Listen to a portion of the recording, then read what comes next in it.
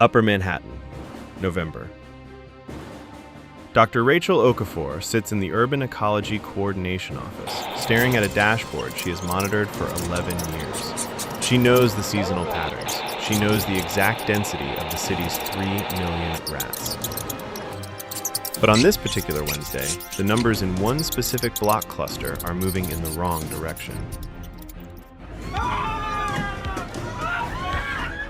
Wrong for the rats, right for every other living thing. Over the past 3 seasons, the rat population in this high-density zone hasn't just dipped, it has plummeted. And it isn't from a new city trap. It isn't from a new chemical poison. It isn't from any human intervention at all. She picked up the phone, called her field team, and said 5 words. Something is hunting them up there. If stories about nature outsmarting billions of dollars in human engineering interest you, subscribe to Agriculture Flow. Because right now, above the concrete canyons of America's most infested city, a brutal ecological war is happening in the dark. And the government didn't plan a single second of it. To understand the sheer scale of what is happening in the airspace above New York, you first have to understand the indestructible biological machine that is the Norway rat. Arriving in the cargo holds of European ships in the 1700s, they hit the eastern seaboard and never looked back. Today, conservative estimates put the New York City rat population at 3 million.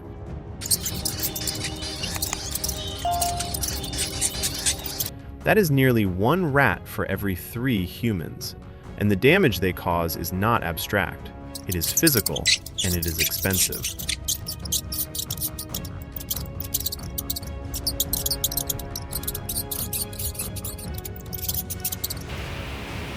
They chew through 220-volt car wiring, sparking fires in underground parking structures. They burrow beneath concrete foundations, compromising structural integrity until building owners are hit with 6-figure repair bills.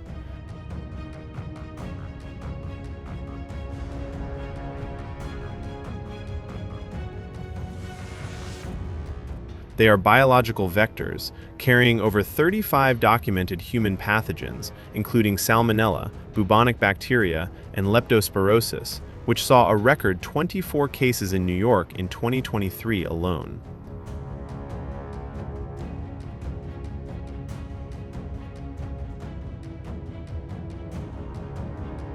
Nationwide, rat activity costs the American economy an estimated $27 billion a year. In New York alone, the figure effortlessly exceeds $1 billion annually. So, the city fought back with everything a modern bureaucracy could buy.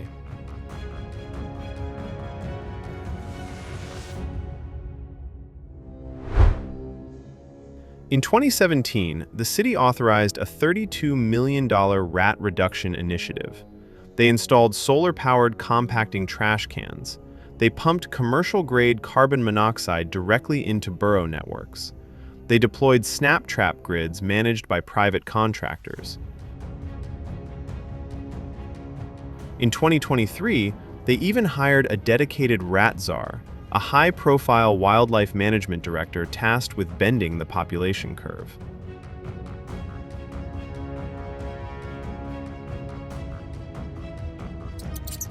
The result?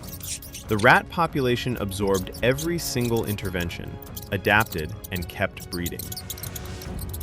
An experienced exterminator testifying before the city council stated it plainly. You give it a couple of months and the population is right back where it was.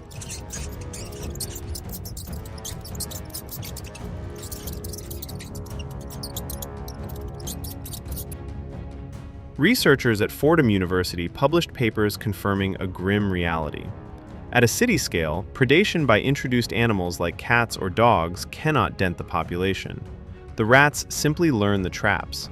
They learn the patrol routes. They breed faster than we can kill them. The $32 million was gone. The rats remained.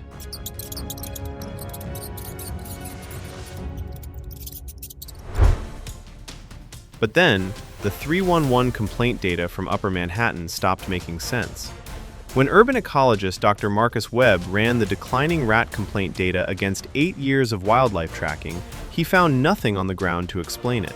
No new bait stations, no dog hunting teams. So, he drove to the exact center of the block cluster showing the steepest decline, walked up to the roof of a parking garage at dusk, and looked up.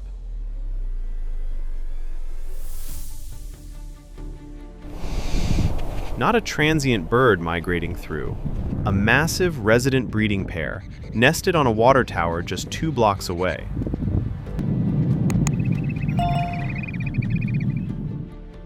When Dr. Webb overlaid the map of declining rat populations with the territorial maps of nesting raptors, the correlation was absolute. Every single zone showing a measurable reduction in rats had an active apex predator occupying the airspace directly above it.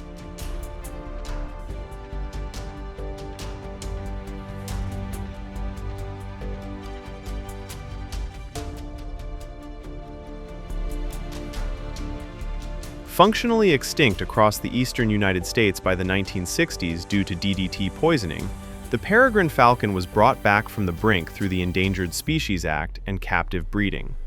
But when they were reintroduced to the East Coast, the falcons looked at the vertical steel and glass skyscrapers of New York City and saw exactly what they had evolved to live on for millions of years: sheer cliffs.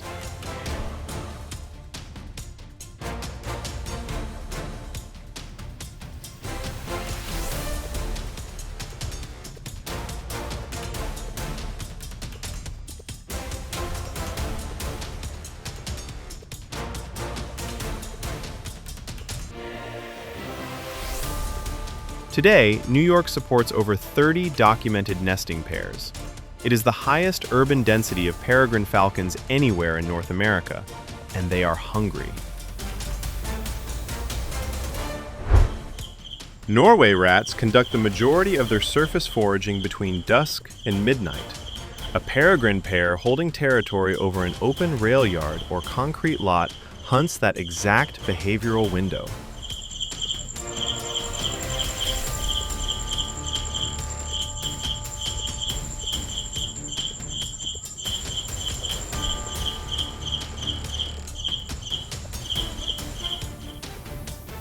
When a peregrine spots a rat, it doesn't glide. It initiates a stoop, folding its wings into a teardrop shape of perfect aerodynamic efficiency. It accelerates, gravity pulling it down at speeds exceeding 200 miles per hour. A specialized membrane closes over its eyes to prevent the sheer air pressure from tearing its corneas. The strike is totally silent. The impact from the talons hits the rat with the kinetic energy of a rifle bullet.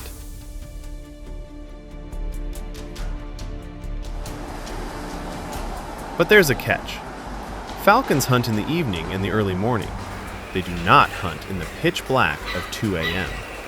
For the rats, the middle of the night should have been a safe zone to feast on the city's thousands of tons of organic waste. Science's answer was no.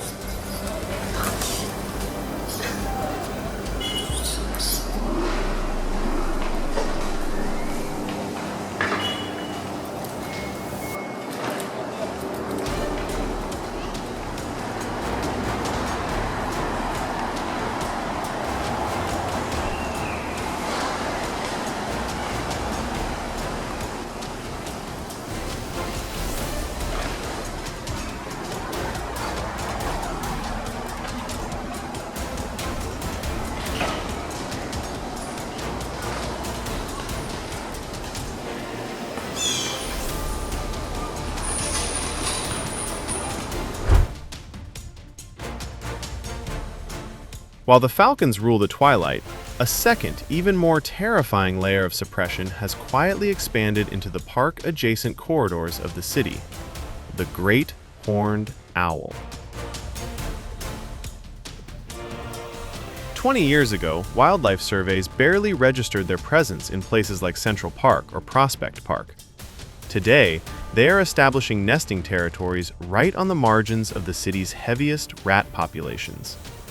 A great horned owl hunting a park perimeter at 2 in the morning is a biological marvel. Their eyes are essentially massive light-gathering tubes, allowing them to see a rat moving in the brush from 60 feet away in near total darkness. But their true weapon is acoustic invisibility. Unlike pigeons or crows, which produce a distinct flapping sound due to air turbulence rolling off their stiff feathers, the great horned owl has evolved comb-like serrations on the leading edge of its flight feathers. These serrations break down the aerodynamic turbulence into microcurrents. A velvety pile on the feather surface dampens any remaining sound.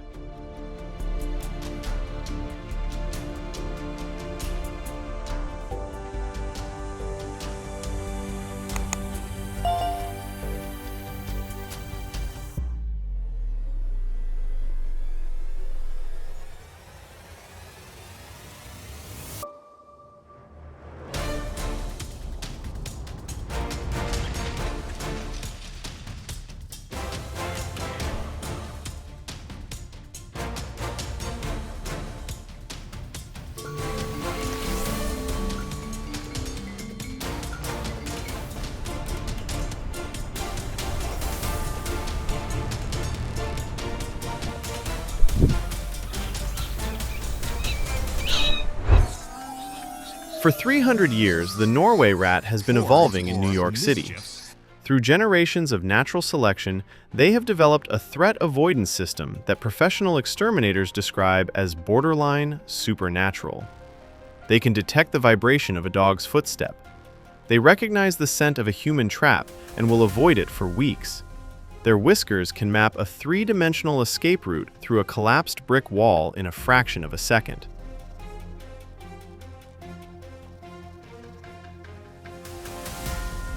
But that entire, brilliant radar system has one fatal flaw. It is entirely horizontal.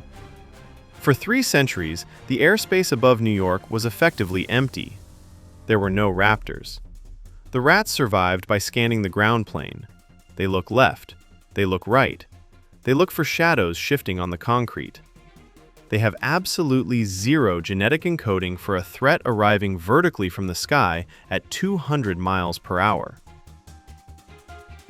Because for the entire period they were establishing their behavioral norms in America, the peregrine falcon and the great horned owl were nowhere to be found. They don't know how to hide from the sky because the sky was never the enemy.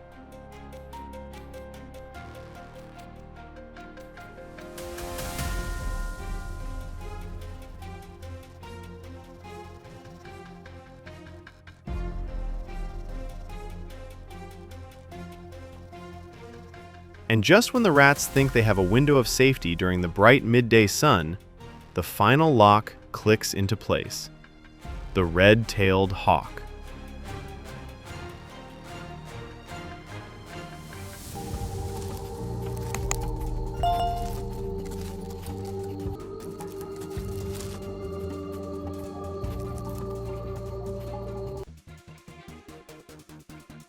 Expanding its range and now nesting on water towers across all 5 boroughs, the hawk patrols the daylight hours: morning, noon, dusk, and midnight.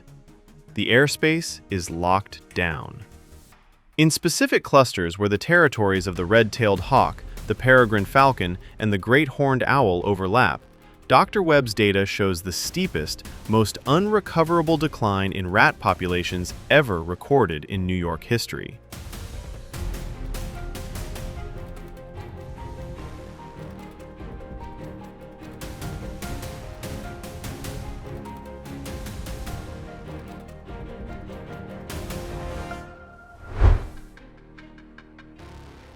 Pull back now and look at the full picture.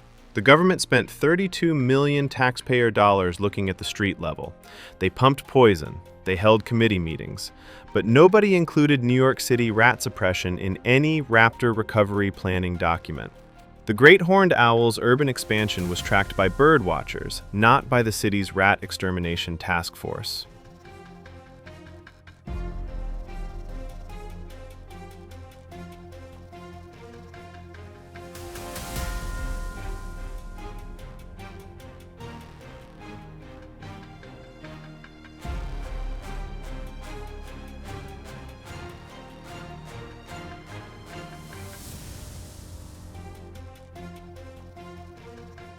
Nature didn't ask for a budget.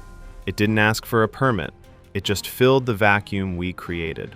Life does not simply accept the terms given to it. While politicians tried to fight a 300-year-old ground war, the ecosystem brought in the aerial artillery.